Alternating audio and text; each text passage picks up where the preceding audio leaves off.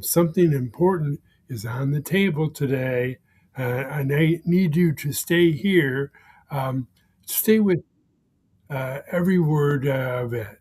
So, um, in late January, um, it's 2 months, almost 2 months ago, we stepped into a new season. And we're going to Stroke a Folk Show has become the Stroke Thriver podcast. The name matters because words shape what we expect from ourselves. Survivor can feel like white knuckling it. Thriver feels like we're building something. So please join me in embracing this name of Thriver. I'm hoping um, um, others are getting on the boat with me, so to speak, and more of people will refer to stroke patients as stroke thrivers instead of stroke survivors. Yeah. So, remember, um, it's a thriver, not survivor. And also remember to tell your friends about this podcast. And the second point I want to make is why I do this show, why I do this podcast. It's it's a lot of reasons. Through the episodes, I've told you probably all of them, but the issue is at least there's always, I love to tell people, others, what I have found, and I'm curious about it. And I think everybody wants to be curious about this like I did. But some are, and that's wonderful. And, um, sometimes I want to tell you something that's on my heart or my mind, and I do that. And but the reason I really started this way back when, almost 5 years ago, I realized finally what my speech therapist and my outpatient um, program I was after the first year after the strokes.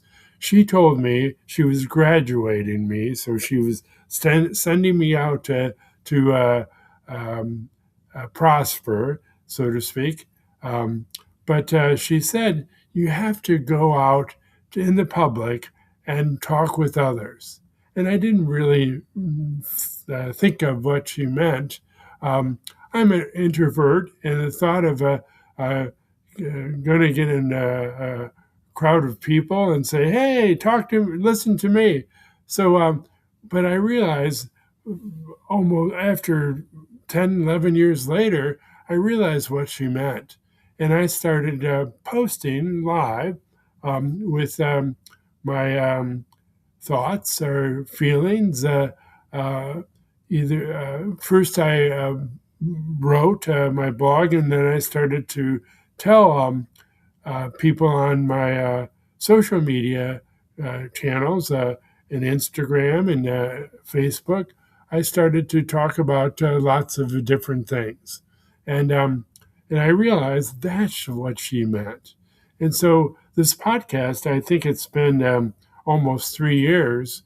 Um, every week, almost religiously, I come on and I talk with you. Sometimes um, most of you don't tell me what you're thinking exactly or feeling, but I can tell, and but I can practice, and it's recorded, and I can go back and I can say, oh well. But over time, almost 4 years, 3.5 years, I've been doing this. I'm getting better. I think I am. But um, that's why I do this, because one of the this first stroke took out my speech center, so I have some aphasia, and um, and when one of the ways I can improve is to practice, and the second stroke took out my motor function, my right side of my body. So remember, please help me by letting me practice. So the third thing I want to talk with you about is my books and the growing. The first, which came out in November 2024, is Stroke Survivors First Aid Kit. It was a compiled or over the 3 years prior, or 2 years, I guess it was 2 years, yes, of my post. And I thought when I looked at it, there would be something that other people in recovery, because maybe they want some help, and I would show them what I tried, what worked, what didn't work, that kind of thing. And I divided it into four buckets or pillars, and that is how I put my first book out. And then about 4 months ago, I put on another book, Word Search for Stroke Recovery book. I have made a word search book, and it's along the line of the theme of stroke recovery, but I made it the easiest way I could. Words are from the left to right or up to down. And I realized they were the easiest because I realized way back when I was first in recovery, speech therapists had me use word search books.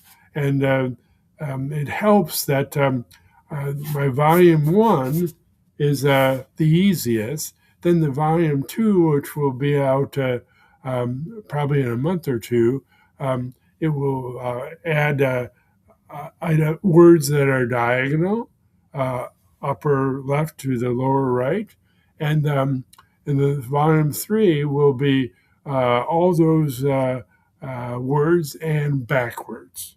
And by having a grading, each time it's a more difficulty, that way you can tell when you're improving.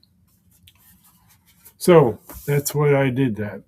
All right, now let's talk with you about the fourth item. Way back when, I guess it was 3 years ago, I was in a focus group for research for stroke patients, and that's why I called myself Survivor. That's what we were all referred to as stroke survivors. I didn't know. That's why I named the first book. But I started to talk with the director of the program, and I asked, how come you use survivor and not another word like thriver? And he said, well, it's real simple. If I want to get funded in the research that I propose, I have to put stroke survivor in the text, because if they look for something else and I don't put stroke survivors in there, they won't. They'll pass by on me. And so I said, it's a little bit like the chicken and the egg. You will say stroke survivor because it's always what I've done. But change starts when you start disrupting what's normal or what's common. So we're going to disrupt it, and we're going to use Thrivors. And I purposely spelt it OR, not ER like it's normally used, but it's because it's like a survivor, but I want to know that there's thriving. I'm thriving. So I commissioned some people to make designs, and I feed them the sayings, and they give me some designs. And here's the one: the Stroke Thrivors. Mode activated. It just means that more and more we're going to get uh, the mindset of a thriver than a survivor. And I have like 12 or 13 designs now, and more will come. So check them out. You can find my books by typing in your browser tinyurl.com/stroke hyphen books. My growing um, um, posse of books will be in there.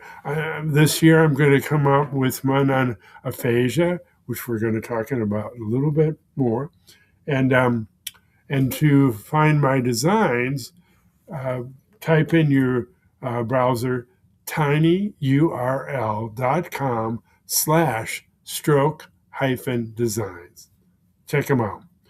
The fifth and the last item I want to tell you is remember several episodes ago, I told you if we change, if you change, if I change, um, they change when our words, our body and brain, and actions all line up, and we use them repeatedly. So that's why I'm saying thriver instead of survivor. So check it out. So now in this session, let's talk about the loneliest condition in the room. So what am I talking about? There's a number that could stop you cold. 2 million. In the United States, about 2 million people are currently living with aphasia, a condition that can strip away a person's ability to speak, read, write, or understand language. I have a problem with expressive aphasia, which means I have difficulty with speaking. So some other flavors of aphasia are out there, believe me, and they still have the same issues I have. Nearly 180, 180, almost 200,000, 180,000 Americans acquire it every year. So that's huge. And of course, because 16 years ago, I had the strokes, but it affected me. And I'm still here, thank God. So in 2022, only 7% of the Americans could correctly identify aphasia as a language disorder. By 2022, 22 years later, after Bruce Willis, um, uh, actor, I'm sure you've seen him in one of his thrillers, the numbers climbed to 40%. That's a huge increase. Progress, but 10 people still don't know this word. So that's the number that keeps me up at night. Only 40% of people in the United States, and it's similar worldwide, have heard of aphasia and can correctly identify it as a language disorder. Come on, we have our work cut out for us. So we'll just keep going until more people will know this aphasia and can help. Way back when, I'm involved in a group every Wednesday, And there's about 5 to 8 people at any one week who are regulars. And they have all said they didn't know aphasia before I started the group. So 40%, that means 6 out of 10 people right now, today, have no idea this condition exists. So, and most of them will stay in the dark until aphasia walks into their own family. That's what happened with us. So aphasia is more common than Parkinson's disease, cerebral palsy, and muscular dystrophy, all those things. But there's one thing, they have all had celebrity spokespersons, or they've been, so Parkinson's disease has Michael J. Fox. Muscular dystrophy had Jerry Lewis for many, many years. He did the telethon. It was huge. And but if you ask anybody else on the street to describe it, you get a blank stare. But ask them about Parkinson's disease or muscular dystrophy, and most people will give you something. The gap is not an accident. It's a failure of awareness. And closing it as part of this podcast is here to do. And I and others, there's the National American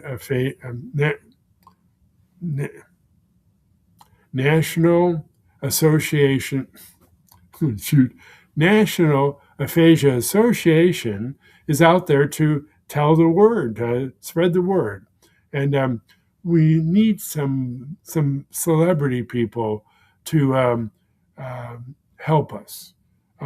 Please, if you've got some fame and fame goes with you, please consider taking aphasia under your wing and spreading the word and getting word about it out. So it helps if we do. So remember, what is it exactly? It's a disorder that results from damage to the brain responsible for language. Usually it's on the left side, but who knows? It impairs the expression or the understanding of language, as well as reading and writing. It can appear suddenly after a stroke or a brain injury. It can arrive after surgery. It can develop gradually through a tumor or infection. About 5 main reasons that they have it. So, but stroke is a bigger reason. So we'll just keep attempting to tell the word about to get the word out. And here's the piece that matters most. The piece that often gets misunderstood every single day in waiting rooms and rehab centers and dinner tables. Aphasia does not affect the person's intelligence. The patient often knows more than they can express. And I know that 16 plus years since I've had this, lots of people make some assumptions and they're not correct. And but we'll just keep going. But listen to this again. The person with aphasia is still fully present. And that means they're still thinking, they're still feeling, they're still in there. Their mind does not leave. The bridge between their thoughts and feelings and their words get damaged. Those two completely different things, and confusing them sometimes causes tremendous harm. Believe me, I know that if I were more thin-skinned, I would be offended. But I just keep going. So roughly 25 to 50% of all strokes result in some kind of aphasia. That means if you are in stroke recovery community, and you are probably, aphasia is almost certainly part of someone's story in your circle. Maybe it's your story too. Maybe it's your person that you love one or you care for. Maybe it's their story. So either way, it's not a fringe item or fringe issue. This is a front and center stroke recovery territory. So for every person living with aphasia now, I repeat, your intelligence was not touched. Your value was not touched. The thoughts behind the words are still fully, completely yours. Recovery looks different to everyone, but recovery happens. Speech therapy, community support, technology, AI, and time are all working in your favor. Just remember that, aphasia person. The world is slowly learning your name. This community is part of making that happen faster. So visit strokethriver.com. That's my new website. And bring someone who needs to hear this word with you. Because more people who know this word, the fewer thrivers who face it alone. And gratitude and grit. Remember, you're a thriver. That's victory, or VOR.